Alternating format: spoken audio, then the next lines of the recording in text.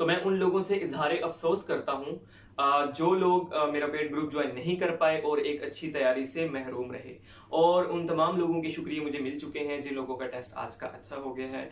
तो अभी जो है बहुत सारे जो दोस्त हजरात हैं वो ये क्वेश्चंस कर रहे हैं कि सर अब इससे आगे क्या होगा। तो इससे आगे वही होगा जो कि बाकी तमाम जोश में होता है, मतलब कि ये 3 स्टेप आपके हो गए हैं। इनिशियल स्क्रीनिंग टेस्ट आपका था, फिर डिस्क्रिप्टिव टेस्ट था, उसके बाद साइकोलॉजिकल हो गया है, अभी आपका इंटरव्यू ही होगा। तो इसलिए जरा तसल्ली रखें, और कोई टेस्ट नहीं है आपका।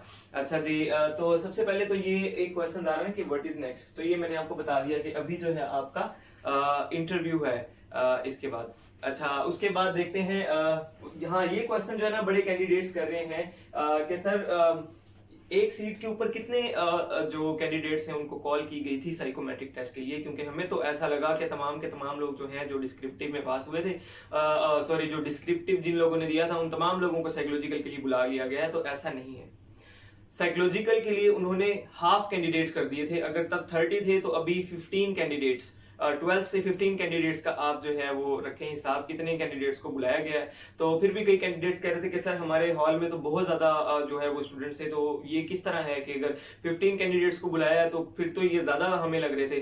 तो वो इस तरह है कि सिर्फ एक पोस्ट का आज नहीं था, एक से ज्यादा पोस्ट का आपका जो है वो था। जिस तरह के सुबह वाला जिनका पेपर था तो वो सब इंस्पेक्टर का भी था, मोस्टली लोगों का तो सब इंस्पेक्टर का था। फिर जो सिक्योरिटी सब इंस्पेक्टर का था टेस्ट, वो भी उसके साथ ही था। तो 2 सीटें हो गई हैं। फिर तीसरी सीट आपका ट्रैफिक एनालिस्ट का भी उसके साथ था। ट्रैफिक एनालिस्ट 14 स्केल वाला और 16 स्केल वाला, तो कितनी हो गई हैं? 4 सीट्स हो गई हैं। उसके बाद एएसआई जो है वो भी आपका साथ था। तो टोटल कितनी हो गई? 5 सीट्स। जिन लोगों का 9 बजे टेस्ट था तो उनकी 5 सीट्स जो हैं उनके ऊपर इन तमाम को मिलाएं तो फिर आप मल्टीप्लीकेशन करेंगे तो आपका 15 से ज्यादा का डिजिट नहीं आएगा। ठीक है, तो इतने लोग ही होंगे एक सीट पे, तो आप तसल्ली रखें। और अगर मतलब सपोज अगर एक सीट पे उन्होंने 50 कैंडिडेट भी बुलाए तो आपको क्या मसला है? आपका पेपर अच्छा हुआ है, आपके पहले पेपर अच्छे हुए हैं, आप तसल्ली रखें, आप जो है वो नेक्स्ट फेज के अंदर जाएंगे। अच्छा, फिर है who will be called for the next phase. अच्छा, तो जाहिर है कि अब सारे के सारे लोग तो आगे इंटरव्यू के लिए नहीं जाएंगे जिन लोगों ने साइकोलॉजिकल दिया है, क्योंकि एक सीट पे अगर अभी 15 लोगों को बुलाया गया है तो एक सीट पे 15 लोगों का जो वो इंटरव्यू है वो लेना बड़ा एक मुश्किल काम है, और उसमें से फिर सिलेक्शन करना और भी ज्यादा मुश्किल काम है। तो ये क्या करते हैं, उसको आगे जाके शॉर्ट कर देते हैं। मतलब अभी 15 कैंडिडेट्स हैं पर सीट, तो आगे जाके रह जाएंगे 5 कैंडिडेट्स पर सीट। तो अब भी मतलब कई लोगों के क्वेश्चंस हैं कि सर हमारा तो बहुत अच्छा साइकोमेट्रिक हो गया है, तो क्या इट इज पॉसिबल कि हम साइकोमेट्रिक में फेल हो जाएं, ओवरऑल फेल हो जाएं? देखिए, एक कैंडिडेट है जो कहता है कि मैं जो हूं ना वो मैं साइकोमेट्रिक में मैं पास हो गया हूं। ठीक है, चलो साइकोमेट्रिक में आप पास हैं, लेकिन आप ये देखें कि ये आपका कौन सा फेज है? ये आपका 3rd फेज है। ठीक है, तो what about 2nd and 1st phase? ठीक है, 2nd और 1st फेज भी तो है। अब 2nd फेज था जिस तरह आपका डिस्क्रिप्टिव का, अब डिस्क्रिप्टिव का जिसका सपोज हम देखते हैं कि स्क्रीनिंग से स्टार्ट करते हैं कि उन्होंने हाईएस्ट मार्क्स जो थे किसी के वो थे सपोज 75, और उन्होंने क्या किया, उन्होंने कॉल किया 60 वाले तक को, 60 वाले तक के कॉल कर लिया उन्होंने। अब देखें एक कैंडिडेट है वही जो आपके साथ साइकोलॉजिकल दे रहा है, उसके इनिशियल में थे 75 मार्क्स और आपके सपोज है 60 मार्क्स, तो यहां हम पहले 75 वाले का लिख लेते हैं। ये दोनों आगे डिस्क्रिप्टिव के अंदर आ गए हैं। अब इट इज पॉसिबल कि 75 वाले ने यहाँ पे जो है वो अच्छा परफॉर्म नहीं किया, तो 75 वाले को हम जरा कम मार्क्स दे देते हैं, यहाँ पे जो है हम उसे कह देते हैं कि उसके 50 मार्क्स आ गए हैं। और जिसके 60 मार्क्स हैं, सपोज इनिशियल में उसके 60 थे, यहाँ पे आके उसने ले लिए हैं 75 मार्क्स। ठीक है, तो इन चीजों को आपने साथ साथ देखते जाना है कि इसको अगर हम करें तो ये बनते हैं 125, और इसको करें तो ये कितने बनते हैं 135। तो अगर इट इज पॉसिबल कि जो लास्ट वाला कैंडिडेट था आपके स्क्रीनिंग टेस्ट में जिसके 60 मार्क्स थे, वो डिस्क्रिप्टिव में 75 वाले से आगे निकल गया हो। अब आगे जाते हैं तो अब देखें, एक शख्स है जिसका मेरिट बना हुआ है 135 और एक शख्स है जिसका मेरिट बना है 125। अब उन्होंने एक सीट के ऊपर कितने लोगों को बुलाना है? तो 5 लोगों को एक सीट के ऊपर बुलाना है। अब सपोज इन दोनों का है साइको पास, इसका भी पास है और इसका भी पास है, लेकिन अब ये जो है ना 125 वाला ये आ रहा है 6th नंबर पे या 12th नंबर पे। और ये जो है 135 वाला 1 से 5 वाले टॉप में आ रहा है, तो जाहिर है वो इसको सिलेक्ट कर लेंगे फॉर द नेक्स्ट फेज। और जो ये है 125 वाला, ये नहीं होगा चाहे आपका साइकोमेट्रिक टेस्ट पास हो। अच्छा, दूसरी कंडीशन क्या है? दूसरी कंडीशन ये है कि एक शख्स है जिसके 135 मार्क्स आ गए हैं टोटल डिस्क्रिप्टिव और इनिशियल को मिला के, और उसको साइकोमेट्री का कोई अंदाजा नहीं था, उसको नहीं पता था कि क्या क्या चीजें आएंगी, या उसने कोई बहुत ही ज्यादा नेगेटिविटी जो है वो अपने साइकोमेट्रिक टेस्ट में बता दिया है, तो अब वो साइकोमेट्रिक टेस्ट में हो गया है फेल। अगर साइको में आप फेल हो गए हैं तो चाहे आप टॉप पे थे, आप रेस से बाहर हो जाएंगे सिंपली। तो ये मतलब आप जो पूछ रहे थे ना कि नेक्स्ट फेज के लिए किसको बुलाया जाएगा, तो वो इस तरह उन्होंने मेरिट बनाना है पहले। ऐसे नहीं है कि जिसका भी साइको पास हुआ तो तमाम के तमाम लोगों को उन्होंने आगे के लिए बुला लिया, तो ये तो पॉसिबल नहीं है ना। इट इज पॉसिबल कि सारे लोगों का पास हो जाए, तो 115 लोगों को तो वो नहीं बुला सकते है ना। अच्छा, फिर नेक्स्ट आपका था कि when result will be announce. तो रिजल्ट जो है अभी इसका जितना आपने देखा है कि पहले टाइम लगा है डिस्क्रिप्टिव का, तो उतना ही टाइम आप आगे कंसीडर कर लें, कम से कम इतना टाइम तो लगेगा। मतलब कि 1 से 2 माह आपको लग सकते हैं। तो आपने जहन में आप जो है ना अगर इंटरव्यू की प्रिपरेशन भी आपने करनी है तो आप रखें कि 1 माह है सिर्फ, तो 1 माह आपको मिला है, उसके अंदर आपने इंटरव्यू की प्रिपरेशन करनी है। तो अगर आपको पहले डाउट था, जैसे डिस्क्रिप्टिव से जो साइकोलॉजिकल में मेरे पास थे ना जो स्टार्ट में कैंडिडेट्स, डिस्क्रिप्टिव में कोई 1400 कैंडिडेट्स थे, 2 ग्रुप्स बने हुए थे ना मेरे, फिर उनको नहीं लगता था कि हमारा साइकोलॉजिकल पास होगा, लेकिन उसमें कई लोग ऐसे थे, तो 110 लोग थे जो मेरे पास तभी से आ गए थे साइकोमेट्रिक की तैयारी करने। तो अब वो तब से मेरे पास चल रहे थे, वो तब भी उन्होंने तैयारी की, अब भी तैयारी की। खैर, तो आपको भी मैं ये सजेस्ट करूंगा कि अगर आपको लगता है कि आपका साइकोमेट्रिक टेस्ट अच्छा हो गया है और वहां पे भी आपके पीछे अच्छे मार्क्स है, तो इंटरव्यू की तैयारी करें। अच्छा, इसमें एक और चीज है, वो लोग जिन लोगों का सब इंस्पेक्टर का और सिक्योरिटी सब इंस्पेक्टर का दोनों पास थे, और प्लस किसी किसी का एएसआई वाला भी पास था, कई लोगों ने तो अप्लाई नहीं किया उसमें। तो ये 2 चीजें हैं, सिक्योरिटी सब इंस्पेक्टर वाला और सब इंस्पेक्टर वाला।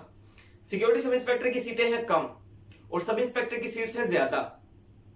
तो अगर आपका साइकोमेट्रिक अच्छा हो गया ना, तो अगर आपको सिक्योरिटी सब इंस्पेक्टर के लिए नहीं भी बुलाते वो, तो सब इंस्पेक्टर के लिए लाजमी बुलाएंगे। उसकी रीजन है, उसकी रीजन ये है कि जब इनिशियल आपका टेस्ट आया हुआ था ना, तो उसमें उन्होंने क्या किया था, कई लोग ऐसे थे जो सिक्योरिटी सब इंस्पेक्टर में पहले स्टेज पे डिस्क्वालीफाई हो गए थे और सिर्फ सब इंस्पेक्टर के लिए क्वालिफाई हुए थे।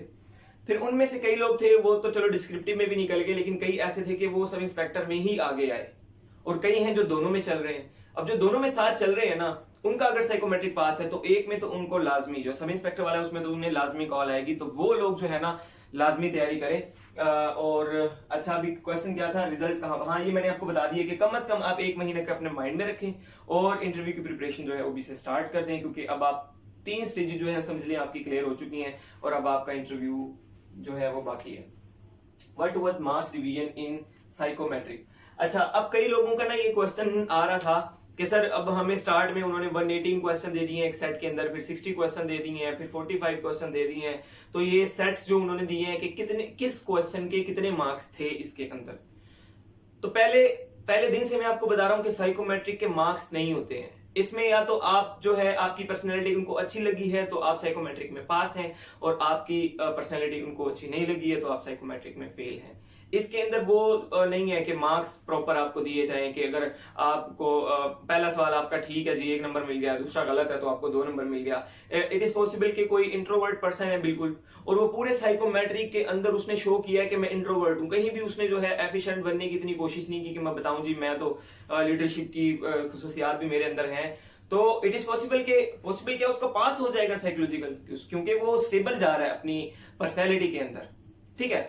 और जो दूसरा बंदा है जो पहले कहता है मैं इंट्रोवर्ट हूं और आगे जाके वो कहता है जी मैं तो लीडरशिप भी बहुत अच्छी करता हूं, तो उसको वो साइकोमेट्रिक से निकाल दें। तो इसमें मार्क्स डिवीजन वाला कोई चक्कर नहीं है। किसी का अगर वर्ड एसोसिएशन टेस्ट रह गया है मतलब कई लोग हैं ना, मैंने जो मेरे ग्रुप में थे उनको तो मैंने बताया था, शायद मैंने यहाँ किसी वीडियो में भी बोला हो कि आप लोगों को कई लोगों ने कहा होगा कि जुमले बनाएं, जुमले बनाने से आपका एक बहुत अच्छा इंप्रेशन पड़ेगा। तो जनाब जुमले तो आपने 50 में से 30 बना लिए, बाकी 20 क्वेश्चन आपके रह गए। किसी ने आपको ये नहीं बताया कि इंप्रेशन आपका तब अच्छा पड़ेगा जब आपके सारे के सारे क्वेश्चन आपने सॉल्व किए हो। तो आप वो सिंगल वर्ड भी बैठ के आगे लिख देते तो कोई इतना बड़ा मसला ही नहीं था, लेकिन आप लोगों ने कहा कि नहीं हम तो जुमले बनाएंगे। तो मार्क्स डिवीजन जो है इसकी कोई नहीं होती है, इसमें आप पास या फेल होते हैं। कहते हैं कि what if some questions are left out, कई लोगों के मतलब क्वेश्चंस रह गए हैं। तो इसमें अभी आपको परेशान होने की जरूरत नहीं है, क्योंकि जो खास तौर पे ऑपरेटर स्पेशल और सिक्योरिटी सुपरवाइजर वाले जितने भी लोग मेरे पास प्रिपरेशन कर रहे थे ना, उसमें मुझे कोई एक दो नहीं कहा है कि मेरे ऑब्जेक्टिव पर्सनैलिटी वाले सारे हुए हैं, वरना उन्होंने यही कहा कि सर हमारे जो है ना वो रह गए हैं। तो अगर सारे ही एक लाइन में लगे हों तो मतलब सब लोगों के अगर रह गए हैं तो फिर तो कोई ना कोई आपका क्राइटेरिया बन जाएगा ना मेरिट के अंदर। तो इसलिए आपको भी परेशान होने की जरूरत नहीं है, बस आप रिजल्ट का वेट करें। अच्छा, wrong details in biodata form. अब कई लोग हैं वो कहते हैं कि सर हमें जो बायोडाटा फॉर्म मिला था, अब हालांकि इसकी मैंने आपको कल प्रैक्टिस करवा दी थी, और कई लोग थे जिन्होंने नहीं देखा तो वो उनकी किस्मत है। तो खैर जिन लोगों की डिटेल्स गलत हो गई हैं, अब इसमें ना दो तरह की डिटेल्स हैं। एक डिटेल्स वो है जो आपकी डेफिनेट डिटेल्स है। फॉर एग्जाम्पल आपकी डेट ऑफ बर्थ है, आपने वहां पे वो गलत लिख दिया है, तो वो तो आप नहीं छुपा सकते हैं ना उन लोगों से। आप और कोई मतलब मैं एग्जांपल देता हूँ, आपके मैट्रिक के मार्क्स हैं, आपके इंटर के मार्क्स हैं, या कोई भी आपके मार्क्स हैं, ऐसी जो डिटेल्स आपकी जो चेंज नहीं हो सकती, वहां पे आपने वो गलत लिख दी है, मतलब आपने चेंज कर दी है। तो ये तो आपने गलत काम किया है। लेकिन इसमें यह है कि जब आपको दोबारा फॉर्म्स मिलेंगे ना, तो तब आपने उसको दुरुस्त कर देना है, ठीक है। और कई लोग होते हैं उनको अपने मार्क्स भी याद नहीं होते इंटरमीडिएट के और मैट्रिक के, तो उन लोगों ने भी गलत चीजें की हैं ये। तो वो जब आपको दोबारा बायोडाटा फॉर्म मिले तो आप उसमें ठीक कर लेना। अच्छा, दूसरी चीज वो है जिनका इस चीज से कोई ताल्लुक नहीं है, जो कि आपकी या तो हॉबीज के बारे में थी, या आपकी स्ट्रेंथ वीकनेसेस के बारे में थी, या इस तरह की कोई चीजें थी, ठीक है। सोशल मीडिया अकाउंट जैसे आपका है, आपने अब जो लिखा है ना बायोडाटा फॉर्म में, आपने वही आगे लिखना है। आपने चाहे जो चीज भी मर्जी लिख दी है ना, तो आप उसको ही लेके चलना है, ताकि ये आप रिप्रेजेंट ना करें कि मैंने झूठ बोला है किसी भी लेवल के ऊपर आके, ठीक है।